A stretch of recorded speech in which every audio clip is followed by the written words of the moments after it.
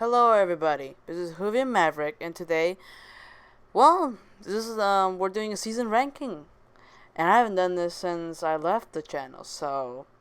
And last time I did that, I did it with season 12. And yes, it might be a little wonky, but season 16, so whatever.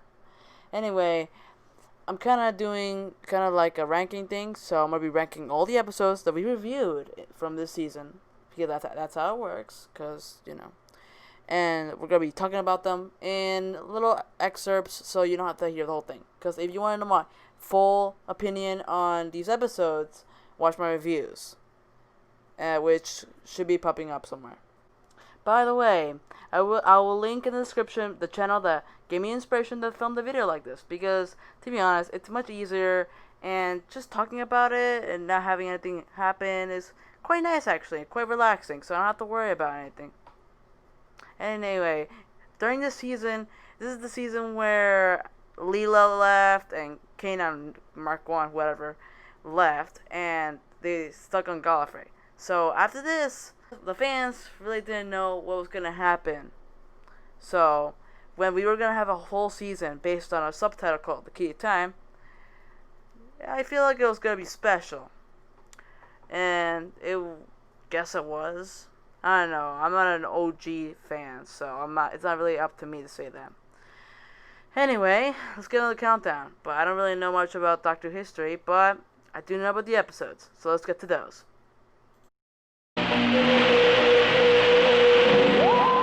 And number 6. The Power of Crawl. Was anyone surprised, really? It was a hard choice because I also picked Armageddon Factor as 6 out of 10 as well, as you would have known, because I also picked this one as 6 out of 10. But the biggest problem with this is that yes, Armageddon Factor is a bit forgettable. The thing is, this one's forgettable and unnecessary. Who came up with this? I feel like the crew had to come up with one story before the finale, because at that point the budget almost ran out. Because, the budget is really important to Doctor Who. So, they really just picked a squid monster god for the last story before the finale, because I feel like this was a bit out of, style, because it doesn't really make sense why they would pick this kind of story. It's unnecessary. They could have just actually ended it with just 5 stories instead of 6. But, that's fine. Here's what I like about Power of Girl, though. I can't just say negative. I do like Crawl. He looks like an actual squid. It looks very convincing how he looks like a big squid. Romana and Doctor are always great. They're always a great duo, of course. The intro and closing theme. I love the intro, so that's a given. No, that's just it. That's literally it.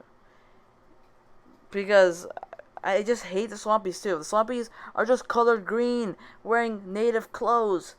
It's so lazy. This is the biggest reason why Michael Gray canceled the show in 1989. Because of, stuff like this. The monsters did not look scary or convincing whatsoever. And I'm pretty sure Swampies are a good reason, because it's a good reason of laziness and a good reason or a point of not being creative enough to become or have a great monster. It's understandable if they didn't have the budget to have Swampies not look like this, because they're just painted green. They're people painted green with green hair, which, okay, I like the green hair. I respect that. And just wearing clothes, but still, they could have gone way better. They could have actually, I don't know, I'm gonna think they could have made a green suit, and then have the eyes, something like the Warren, or the Fomassi, but something less that looks like them, something different. And yes, a lot of Doctor Who monsters look the same, but I would have liked if the Swampies didn't look this dragged out, And yeah, it's really my biggest problem. Along from the white people in this episode from being dumb or just not very smart.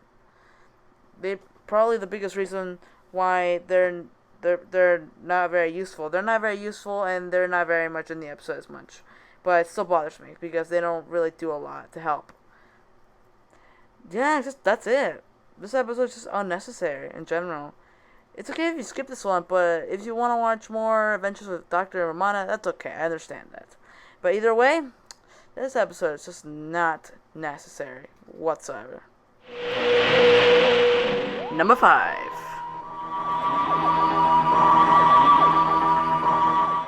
The Armageddon Factor. Yes, this is a close second and a tie with Power of Crawl. And now let me explain why. It's pretty forgetful because I can't even remember. And I saw this since last year. And it was a few months actually. And I can't even remember what happened in the beginning of the story. All I remember is that the Doctor and Romana were in underground. And there was some people getting kidnapped. And there was Princess Astra, which was a main character, getting kidnapped and stuff. And so there was this black warrior that kept doing all this stuff, and he was in charge of getting the cue time to the Black Guardian. And we don't even see him until part 5? I'm not sure. But that's very much it. Apart from the story, characters, and villain, and yes, Black Guardian is really cool in my opinion. Because he just wears black. He looks cool, okay? Anyway, in resolution, I feel like the story is... I can't really remember it as much, but that's all I can say, really. Although the story does have the Black Guardians, and he's really cool. Number 4. Wait a minute, didn't I rate this one? I'm pretty sure I didn't rate it. So, you know what? I'm just gonna give it the honorable mention award. Because I want to give this episode just a chance, okay? And also because this video needs to be short, because, you know, I want to keep it short.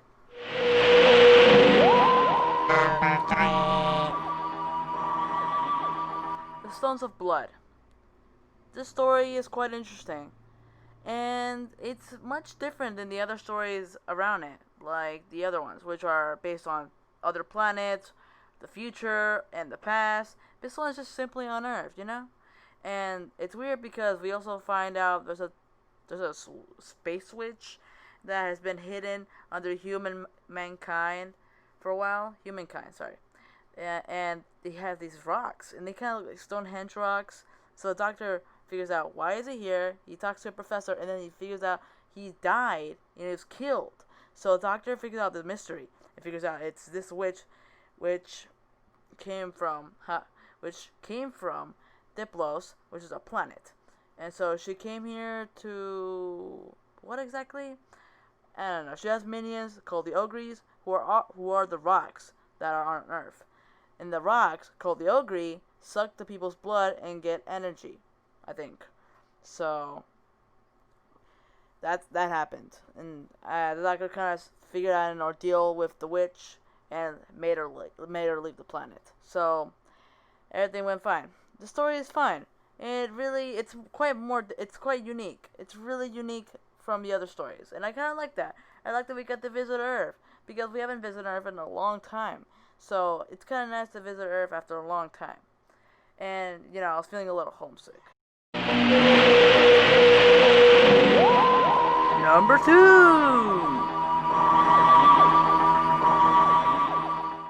Pirate Planet. The story is good.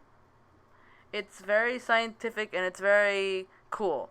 Well, interesting at least. It also flies around a cool concept, which a whole planet absorbs other planets and their resources, so that planet becomes stronger. And I think that's very interesting to tell, since we're looking for this planet in the beginning of the story called Califrax, and the Doctor and Romana can't find it. And so they realize they have landed it, but they think at first the TARDIS is malfunctioning.